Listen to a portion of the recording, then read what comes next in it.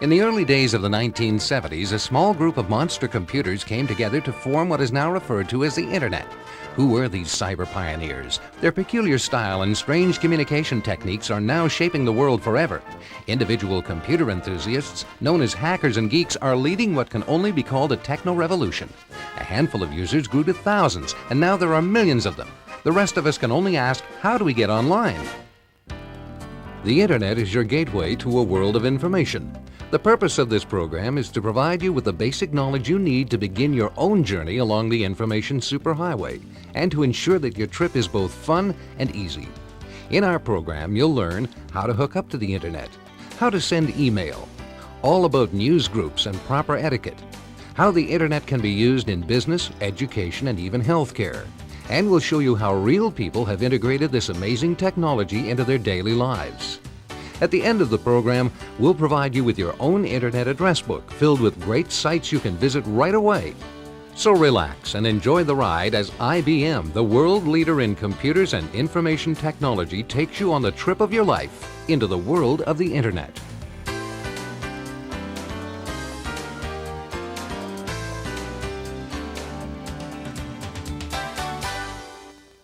Using the computer is easy. Taking full advantage of the Internet, where do we start? But Dad, let's just do it. Well, maybe I can try it. Dad, Well, I want to know about it, but what's all the problem? Dad, Look, we're doing something here. I'll be right back.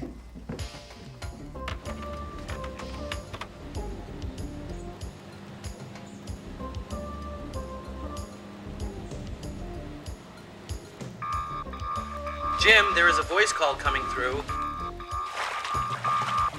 Jim, there is a voice call coming through. I am transferring your call now.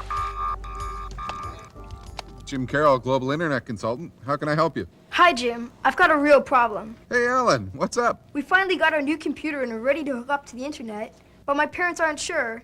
They've got a lot of questions. You think you could come over and help us out? Sure, I love helping families get onto the Internet. I've just got a few things I got to do around here, then we'll be right over. Who else are you bringing over? The world. It sort of comes with the Internet. I hope my mom won't mind. She'll love it. Okay, thanks, Jim. Bye. I'll see you soon. There's a lot of people trying to get onto the Internet. It's really not all that difficult, and that's why I'm here. So far, it's been a great morning. I've restructured the communication link to France. I'm going to help the newbies get online. I absolutely love this job.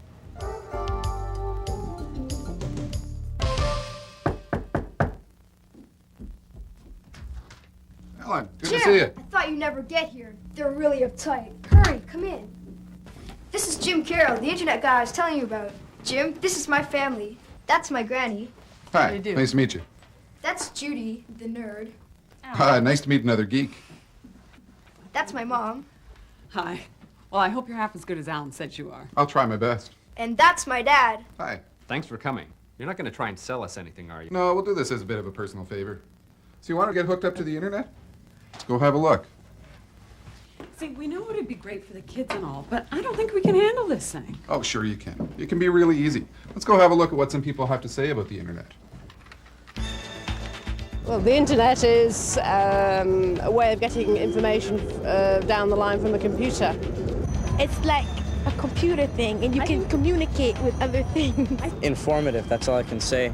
Well, it's like a big network all over the world, and anyone can get access. Isn't it a computer network that you can interact with other computers? I don't know. I guess it'd have to do with computers or something. Trying to explain what the Internet isn't easy. It really is different for each person that experiences it. For some, it's like a memo sender. For others, it's like a magazine rack or a library. And for others, it's an Ask the Expert system. The only way to really understand it is to get online and see what you can do with it yourself. Some people have said that the Internet is so big and incomprehensible, it's the perfect model for life. We'll unravel some of the mystery. First thing we need is a computer. We got the best one you can get. Yeah, it's one of those multimedia all-inclusive types. Nice choice. It's got everything we need. Modem, software. We should be online in no time. Jim, exactly what does online mean? Yeah, and what's a modem? Well, we're online whenever we're using our computer to communicate with another computer. And when we've got two computers communicating, we call it a network. And the Internet is the biggest network of them all. They say that there's some 70,000 networks around the globe plugged together through this thing. Let's go in and understand a little bit more. Back in the late 60s and early 70s, ideas and people were really on the move. The United States was in a war, and the Defense Department's Advanced Research Projects Agency, or ARPA, needed faster and faster methods of communication. Because the big national research labs spread out across the country, a network was devised to speed up the transfer of important and sometimes classified information. Specialized computer software and hardware were developed to link the main computers via phone lines, radio waves, and signals emanating from Meridian satellites. This was the beginning of the Internet. Soon, the Internet was developing its own culture, and a rapid explosion of growth occurred as computers around the world began hooking up. From a handful of users over 25 years ago, the Internet has grown so big that it is currently impossible to measure its size. Wow. Any other questions? Yeah, I'm still not sure about the modem. Well, the modem is the device in the computer that teaches the computer how to talk through the telephone network to hook up to the Internet. It does this by converting the bits and bytes of the computer into sound, much like we'd hear from a fax machine. The key thing about the modem is the speed. We call this the baud rate. The more baud you got, the faster you can use the Internet, the more information you can pull down through the Internet. This computer comes with a fast speed modem built right in. This means that if we're pulling down a lot of information from the Internet, or if we're paying to use the Internet, we can do it a lot quicker. Wait a minute, I thought the Internet was free. Well, the information that we go out and access is free, but we still need an Internet service provider to connect us into the network. A provider? What's that? Another piece of equipment? We'll worry about that later. Before accessing the Internet, you'll need the following: a computer, a modem, and remember, the higher the baud rate, the faster your computer will interact with the Internet. A phone line, either your existing telephone line or a dedicated line, and Internet navigating software, which is often available through your service provider. It's fun and informative. You are allowed to interlink with any country, any company, international, through the computer systems. Well, in fact, it is like having a million libraries of information at your fingertips. So whenever you need information, you can access it instantly. Basically, it saved us 1,000 hours. Instead of going to the library and looking up all the information, which would have taken about a year, we got on the Internet and it took us about 10 minutes. It's lots of fun. I can talk to my boyfriend in Boston, my friends, back in Waterloo, and just around Canada. I would definitely be interested in getting involved in the Internet, but my circumstances right now, with my wife having just left me and having the computer, I'm not able to get on it. The more you hear about it, you realize the Internet is becoming an everyday part of our lives. It's being used by a lot of people. It's being used by educators in college. It's being used by kids in day school. It's being used by university kids. It's being used by homemakers, ship captains, government leaders. One reason is because it works. Another reason, it's simply fun to use. So how do we get started? Well, let's start by turning on the computer. Okay, Jim, what do I do now? Judy can do this. How do I get to the Internet from here? Well, we need to make contact with a provider. We need to give them a little bit of information, and then we can log on. In our case, we're going to use IBM's Global Advantis network. John Smith from IBM will tell us how. Well, the provider is really the connection from the individual's home, school, place of business, whatever it may be, to the Internet. And so the service is primarily a linkage from the modem, which is attached to your computer or maybe part of your computer, plugs into a telephone line. That telephone line then through a local call would connect you to a server that the provider has established that then is attached to the Internet through another telecommunications linkage. A first-time user should look for a variety of characteristics in a provider. Particularly important for a first-time user is the ease and simplicity of access, if you like, in terms of getting signed up and registered with that provider. The first-time user also wants to consider cost. That's important to all of us, and a critical element of cost, in addition to the plans that the provider has that are well publicized, is are they straightforward? Do you understand all of those costs? Are there any hidden costs? Look at the plans. How do those plans adapt to your needs? If you're just starting out, you may be happy with something that only provides you 2 or 3 hours of access per month. I think also that a first-time user wants to consider the uses that they're going to make of the net. Would they be communicating with a son or daughter off at college, for example? And would they be traveling on business? If they're a lifestyle of that nature, having a provider that has servers in more than one location is going to be important. Shell account is a limited access to the internet. It may be less expensive, although not always so, but it will certainly only provide you access to some of the internet capabilities. A slip account is a direct connection to the internet. So it takes your computer at home or your place of business, and while you're logged on, has you directly connected to the internet. I think it's a combination of a variety of capabilities that it makes Advantis unique as an internet service provider. We have a global network that provides access to our customers on a worldwide basis. So people who travel from one city to another city can use the same ID and the same local calls to access the internet. We have a capability to provide technical support and assistance on a 24-hour-a-day, 7-day-a-week basis. We provide a variety of plans that allow the consumer at home and business users, business and professional users, to make wide-range use of the network for a reasonable amount. We have a policy of ensuring that our customers get access to the internet when they want it. So when a server is approaching capacity, we'll increase the number of nodes in that server so that users don't experience the frustration of a busy signal when they're trying to get onto the net. And so the provider is really making available to you some computer hardware, some computer software, telecommunications linkages, and skilled people that can ensure that your experience on the net is a fun and exciting event, that you have something that's simple and easy to use. When looking for a service provider, remember these important tips. Is the service easy to hook up to? Do their hookup plans adapt to your needs? Do they provide comprehensive payment options and competitive hourly and monthly rates? Are there servers in more than one location with local call access? Do they ensure that you won't get a busy signal when dialing in?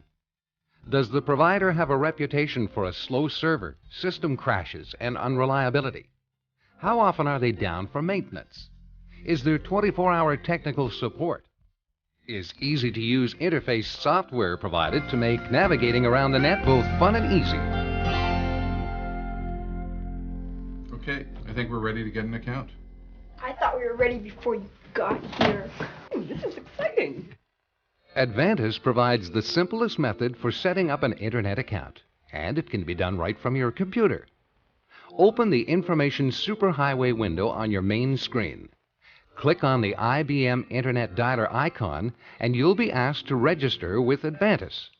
Select the Register button, and then select Open a Personal Account.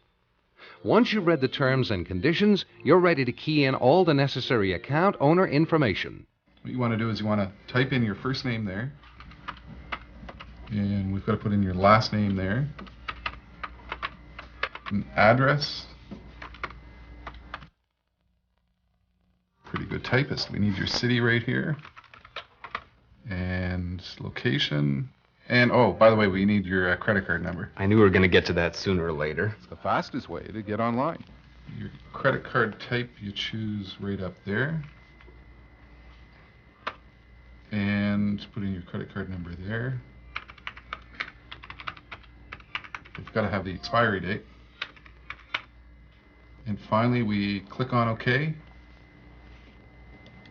Here we go. In a couple of minutes, we'll be all set up, ready to go. Wow, this is cool. I want to send an email letter to my Aunt Hilda. Sure, no problem. How do we do it? Well, the best way to describe email is just simply to send one. Well, the first thing we need to understand is your email address. Your setup is familynewbie@advantisibm.us. Now that sounds a little funny, but it'll make sense over time.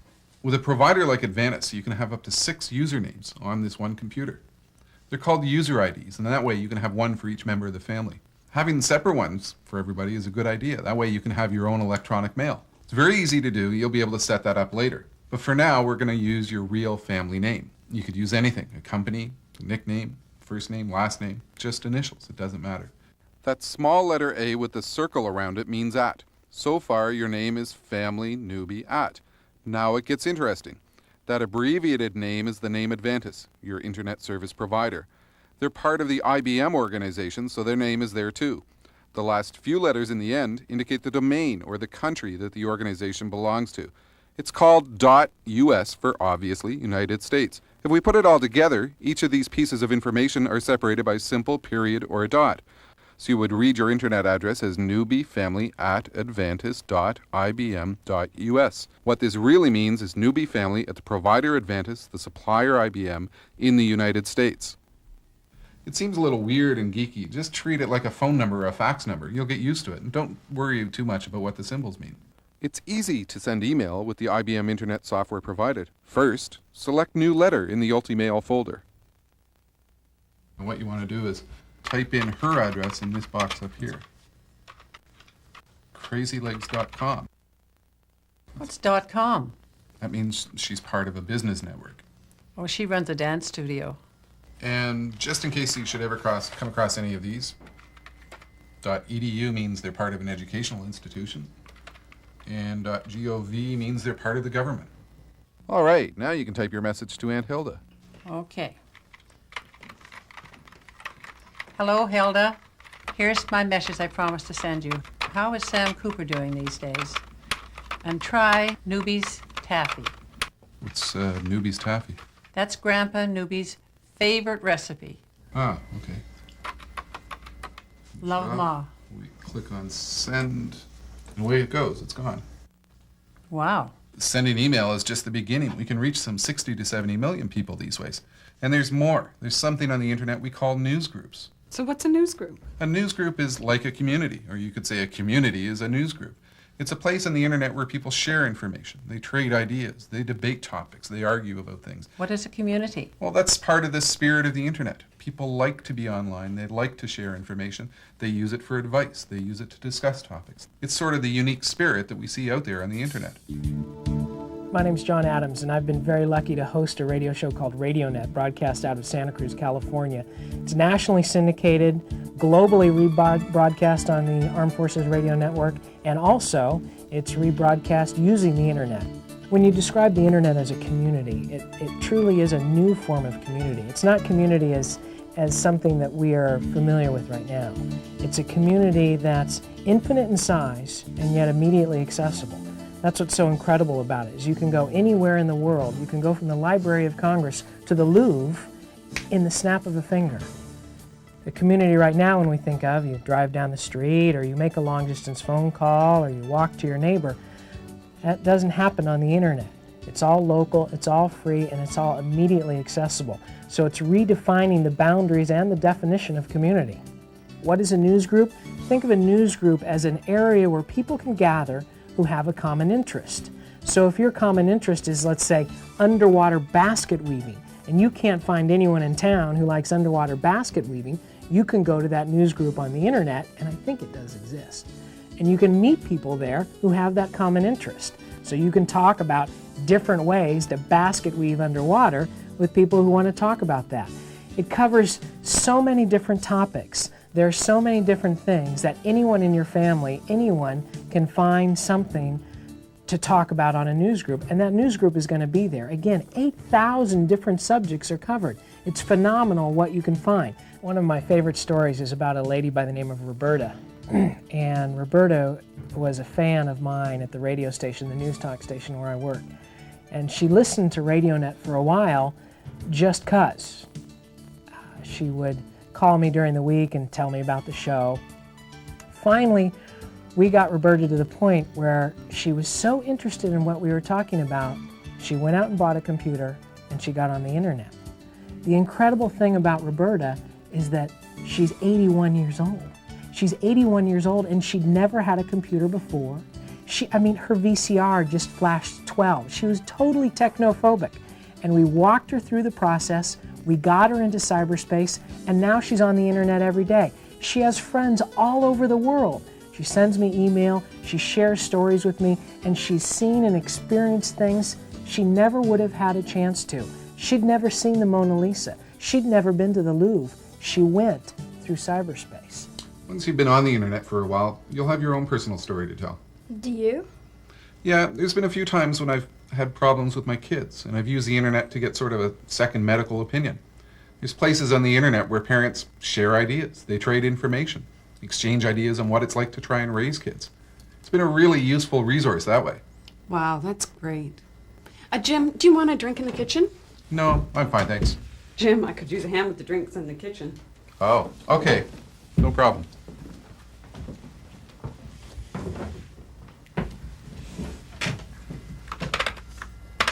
So, Jim, will you have a glass of water? Sure. Oh, and you have to try some of Grandpa Newby's famous taffy. There you go. That's good. Look, the real reason I asked you in here was to ask you some questions about this internet thing. What if I wanted to talk to other parents about, let's say, common situations with teenagers? Could I do that? Sure, 24 hours a day if you like. The place I was talking about just doesn't talk about babies. All kinds of parents are talking about all kinds of issues raising kids. In my own case, it's given me tremendous insight into raising my own kids. Oh, so the discussions can get that involved. Well, they get really involved. There's usually somebody always there who's willing to trade information. It's really sort of a sense of community that's out there. My name is Arlette Lefebvre. I'm a child psychiatrist here on staff at the Hospital for Sick Children, and I'm also co-founder of Ability Online, which is a telecommunication network that links kids to the internet. I didn't know it was called the internet back then, but in the fall of '89, I bought a new computer, a bigger IBM. I'd had a PC Junior and it became out of date. And a modem came with it. I had no idea what it was for. And a friend said, here, log on to this system or that. You'll find a lot of health information. Then, I guess after 2-3 months of being online, I'd met several very interesting people. And two of these individuals who were well-respected, who were moderators of conferences, one said, do you realize I'm blind? And the other one said, do you realize I'm in a wheelchair? And that was really the aha moment, because for the first time I realized the tremendous power of this medium to be the great equalizer, that it doesn't matter what you look like, it doesn't matter how you speak. All that matters is what you say. You're judged for what you say, not how you say it. Ability Online, if you like, is a friendly little pothole on the superhighway.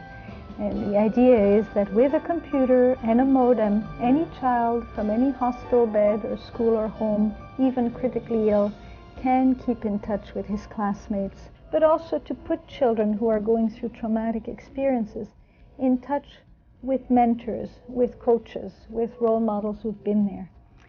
Farzana is a wonderful teen who happens to have a chronic condition called lupus, which is an autoimmune disorder which can affect every part of your body. And she became very ill in the fall of '91. Well, before I was on the internet, I lost a lot of my friends because I was just diagnosed. And I didn't have too many friends, and I was in hospital a lot, and I wasn't linked to the world very greatly.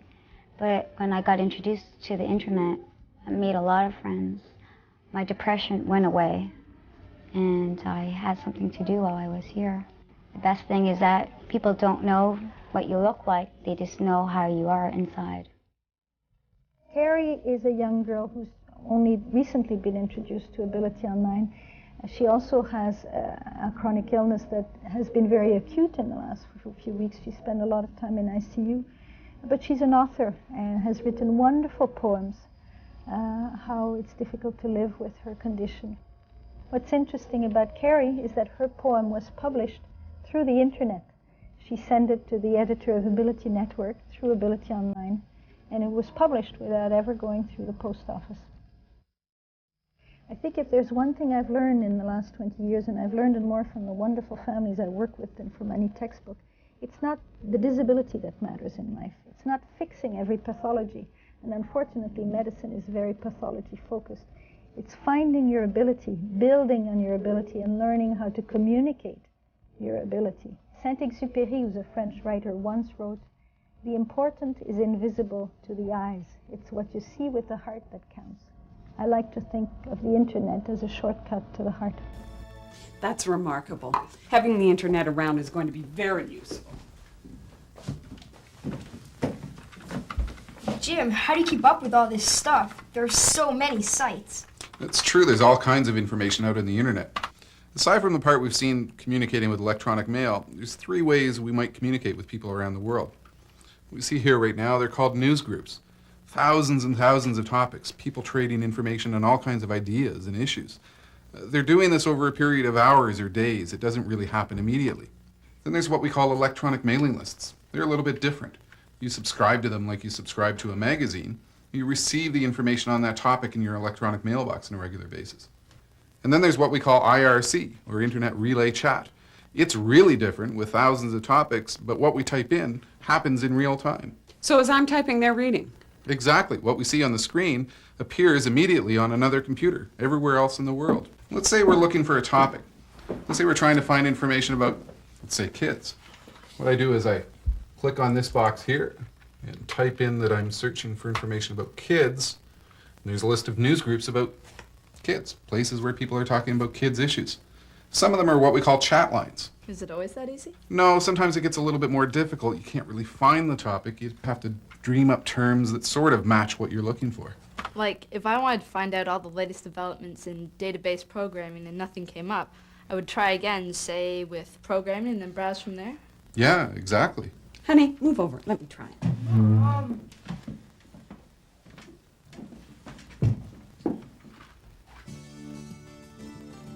There are thousands of news groups available on the internet. In order to find the topic you want, it will be important to narrow down your search. News groups have multi-part names separated by a period. The first part of the name refers to the general news group category. The second part narrows down the topic, and the third part is the topic itself. In this example, SCI is the news group category related to a science. GEO specifies geology, and earthquakes is the specific topic of interest. There are many news group categories available on the internet. Some of the more common ones include news, topics relating to internet news; REC, recreational topics such as hobbies, sports, and the arts; SOC, social topics relating to social interests; SCI, science-related topics; COMP, topics relating to computers. 1 a.m. curfew, where did you drop in from? The Middle Ages? Ah, Jim, what's going on here? Oh, you've been flamed. It's a term the internet uses to describe, when people react really negatively to something you've typed. If you let them, they'd go on and on and on. And really what's happening is just as, we have acceptable rules of behavior in real life, the internet has its own rules of etiquette. They're called netiquette. They're really just based on common sense. It's very easy when you don't know the rules in an environment to offend someone. And you don't want to offend someone on the internet. It's a very powerful area, and there are people that take that and take advantage of that power and offend other people. And there are things that you can do in cyberspace that you wouldn't consider offensive in our world, and yet are horribly offensive in cyberspace. One quick little rule: never write your email messages in all caps. There's no way to yell in cyberspace. Yelling in cyberspace is achieved by typing in all capital letters. And someone who's on the internet on a daily basis is very sensitive to this case change. So if you, as a newcomer to the internet, go out and send someone an email message 3 or 4 sentences long in all caps, you're going to horribly offend them, and you'll probably never get a response. So there are definite things that you need to take into consideration. The best way to learn about netiquette is to step back, take it slowly, and just observe in the beginning. The first time I worked on the internet, it felt like, wow, I'm transferring information to other people in the world, and this is really great. Netiquette is how to handle yourself on the internet. You can show emotion by making smileys. You can make all sorts of smileys, like sad smileys, winking smileys, happy smileys. Smileys are keyboard combinations that allow you to express emotion on the internet in a simplified manner. Here are a few examples. A colon followed by a dash and a right bracket signifies a happy face, and when used at the end of a sentence or article, informs the reader that this is meant to be funny. A colon followed by a dash and a left bracket signifies an unhappy face and means that the comment makes me sad. And a colon followed by a dash and the letter O signifies that the submitter is shocked.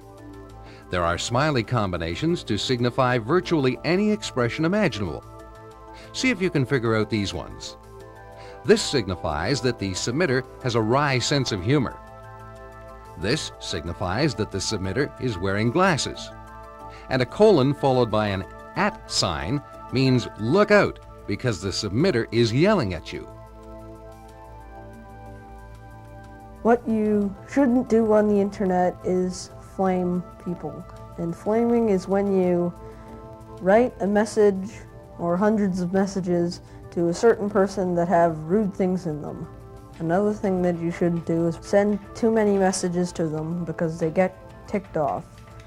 And they can flame you back a message, and it's like a circle. You send the messages, they flame you, and it just keeps going. The last thing you should not do is to write a person a lot of messages asking the same question and they ignore you, because it does not make you look very good on your first time on the internet. Remember these rules of netiquette. Never type in all capital letters. This means that you are yelling. Instead, use smileys to express emotion. Never be rude or use bad language. If you don't get a response to a question, don't continue to ask. This can be very annoying. Connection made. Yes. Every show, my favorite, Bart Becomes Mayor. I think he's made a friend out in cyberspace. This kid wants to know our phone number. Should I give him our internet address or our real phone number? Jim, I'm not sure. Ellen, when you're out in the street, you take special care dealing with strangers, right? Of course. It's no different on the internet. Law enforcement officials, educators, childcare specialists, they're coming up with guidance to help parents understand the realities of cyberspace. There's been a great deal of discussion lately about censorship in the internet. The very basis and foundation of the internet is free communication, and heaven knows that's terribly important, that people have the freedom to express themselves and to be heard. By the same token, I think for young children to be exposed to information and to language from adults and from people who may be angry or who may have their own cause to pound the pavement with, may not be the best thing and in their best interest. So in the same way that a parent has to monitor what a child watches on television and use some judgment on which programs to expose their child to, I think in the same way parents have a role to play in deciding what part of the internet is appropriate for their child. Security and safe-proofing of the internet is of growing concern to families. Always remember that the internet is an open window to the world. Be cautious when giving out any personal information. Children should remember never to give out their home address or telephone number, or agree to meet anyone in person without consulting a parent first. Get out of here. No way. Where do they get this stuff? I can't believe the news on this thing. I glanced at one article that said movie stars are constantly logging in to observe the inner thoughts of their fans. With millions and millions of people out on the internet, you never know who's going to be out there. Do you know anybody rich and famous on it? Aside from myself? No, seriously. Let's go online and we'll have a look. Let's go surfing. Surfing? Cool. There are thousands of interesting and informative sites to visit on the internet, and each day hundreds of new ones are added. If you spent 24 hours a day online for the rest of your life, you wouldn't be able to see everything that's out there. Many of these sites have great graphics, and they even play sound and video. It's important not to get overwhelmed with all the information. Just make a list of the addresses for the sites that interest you the most. At the end of the program, we'll provide you with your own internet address book with a list of lots of great sites that you can visit right around the world.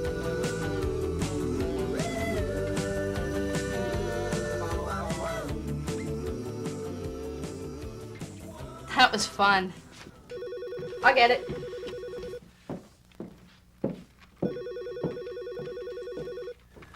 With everything that's available, it's hard to believe that the internet is so new.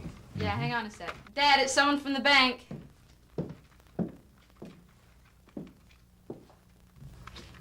Hi, yeah, it's just on my desk.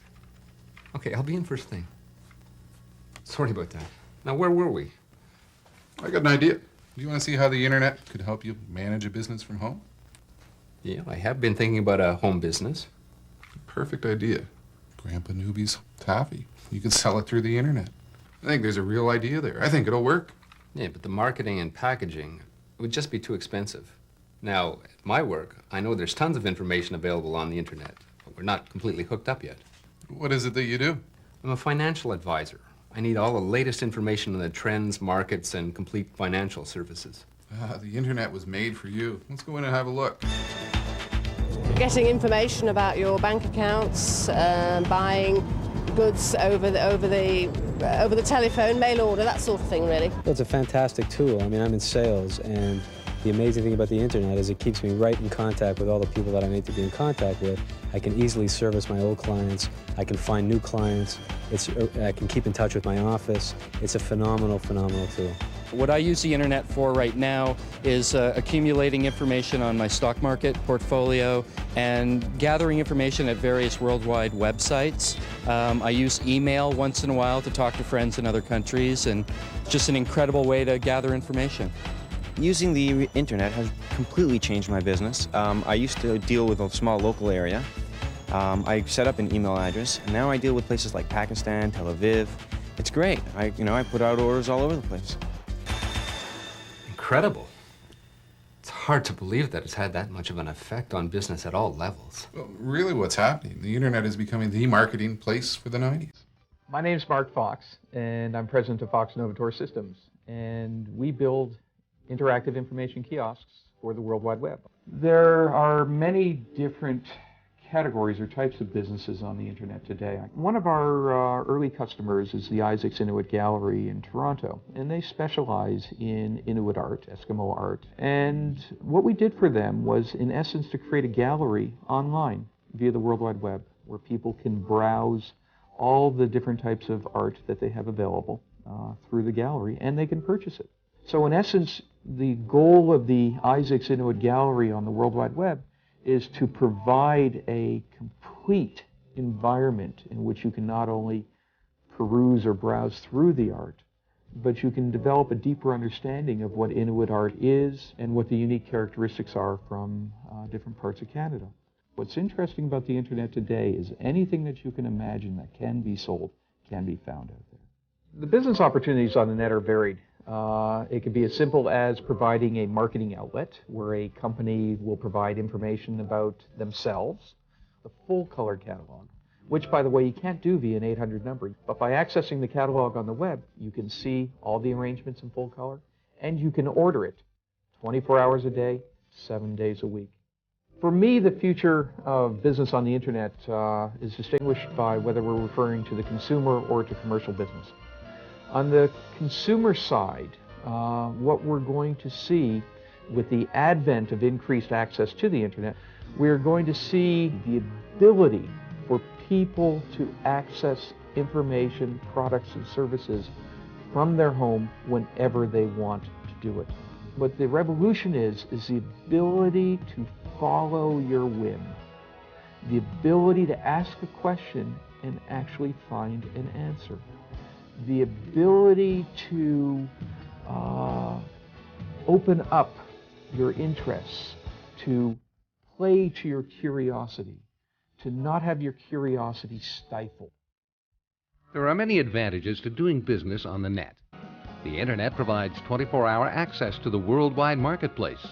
You can find and educate customers, obtain customer feedback and build mailing lists, conduct up-to-the-minute market research, improve public relations, buy and sell products.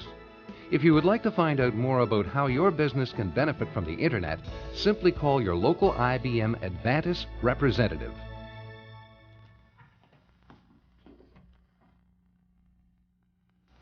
Okay, cool. So now that you've seen the power of the internet, do you think there's something worthwhile for you in here? Well, our school's been thinking about getting the internet, but I'm not sure exactly how they're going to use it. Let's take a class project you're working on, some research you have to perform. Well, I'm doing a big map of the solar system. Oh, that's an easy one. Let's go off to NASA. From the main internet connection screen, choose World Wide Web search tools. From here, select the web crawler to narrow down your search. Type in the topic and click on Search. Now you are searching the entire internet for anything that meets your criteria. Select something more specific to your topic.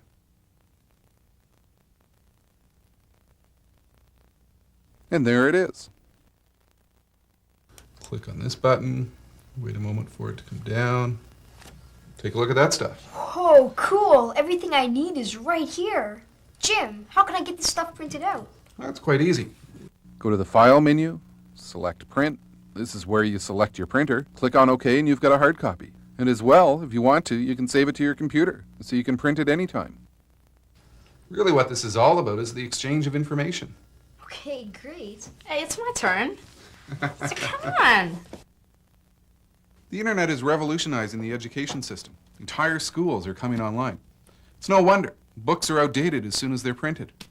Through the internet, students can access research experts around the globe, professionals, scientists. And in some cases, it's the students providing information to the expert.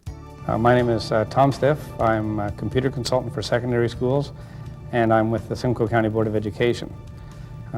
We have just in the past year embarked on a project to utilize internet as an educational tool in which we're tracking a number of explorers as they move across the North Pole. The way we integrated the Arctic project with the school curriculum was on two fronts. One is we had a team of teachers write an activity guide that would relate curriculum activities to things that were going on in the Arctic project. The second way was that we had the Arctic explorers themselves contact our students on a day-to-day basis, describing their travel, what they saw, environmental conditions, anecdotal information about life in the Arctic. And these two things were mated together, the activities and the information from the expedition team, all via internet. And that information was presented each day to all the classes and all the schools within our county. One of the things that makes our county unique, we think, is that not only do we have internet, but we have satellite tracking systems at every secondary school. It allows us to download every day, literally hour by hour, all the environmental information transmitted by the environmental satellites as they pass overhead. And that's led to two projects. One of the most interesting was a project we've undertaken with students at a high school in Manitoba on the shore of Hudson's Bay, who are monitoring the migration of beluga whales and correlating it to the breakup of the sea ice in Hudson's Bay. And that's very interesting and certainly an unexpected use of internet, but turned out to be remarkably successful. One of the key values of internet as an educational tool is its dynamic nature. We can buy CD-ROMs and pay a huge amount of money for them for databases. In a year, or especially even in 2 years, the way things are changing, they become obsolete. With internet, you can get that stuff literally on an up-to-the-minute basis. The other, of course, is the ability to reach the sources of that information directly without having it come to you second or third hand. A very simple example, it's easy for our students to talk to students in Germany, let's say, and understand what's going on there politically from their point of view, rather than reading about it or having it filtered by half a dozen teachers, textbook writers, and media resources along the way. The best thing about it is probably having all the information that's updated at your fingertips. So you don't have to read all kinds of newspapers and all kinds of books. You can just go to a subject and all the information's there. You can look at whatever you're interested in. You can find out about people and music and animals. You can look at different educations at universities and jobs, and it's really good. You can just look at whatever you want to. Students at the same time are also very highly motivated by what they find and their ability to explore, and they're less directed, and I think they have a feeling of more independence as a student. Everybody talks about being educated and everything, and it is that too, but I think it's more fun for me. And it's really easy because a lot of people, you say the word computers and they get scared, but this program's really easy. It's just like the Windows. You just go into it and you click on the blue or red and it takes you into all these neat places, and it's really easy to access. It's, in a sense, it's like showing somebody who's never seen a library before what's in a library. The advantage of this is that instead of having to go somewhere to do it, it all comes to them, and that makes it much more versatile. And of course, because of its very nature, it's infinitely larger than practically any library you can imagine.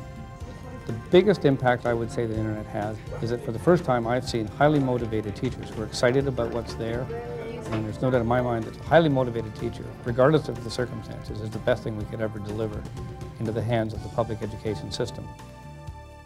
The internet is an invaluable educational tool for both children and adults. It's an unlimited source for reference materials. It provides information on demand that is updated on a minute-by-minute basis. Kids can meet electronic pen pals. Students can work on projects with other students around the world. It puts you in touch with experts around the world.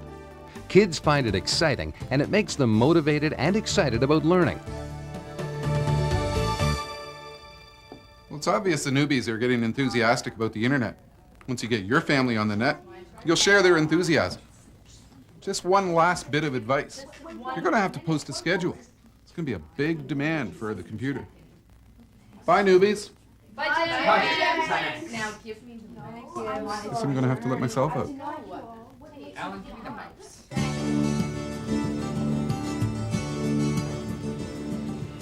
You Jim Carroll, Global Internet Consultant? Yep. Got a package here for you. Just sign here, please. Here you go. Here's a pen. Thank you very much. Thank you. Wonder what this is. Grandpa Newbie's homemade top. Jim, thanks for your help and inspiration. We've received thousands of orders from internet users around the world. Grandpa Newbie must be very proud. Who would have thought? Thanks again, the newbies. Now that you know everything you need to know about the internet, there's just one last thing to do. Might as well just dive right in.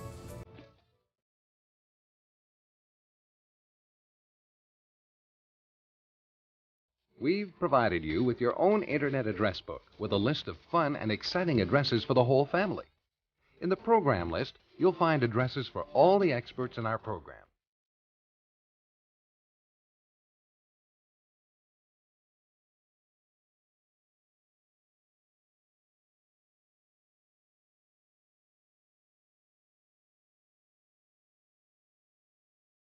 In our business listing, we've included a database for interesting business sites on the web, a list of newspaper services,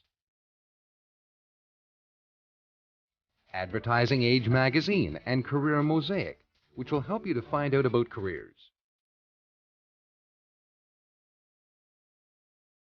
Our education listing includes the Environmental Education Network, Students for the Exploration and Development of Space, the Library of Congress, and KidsWeb, a site just for kids.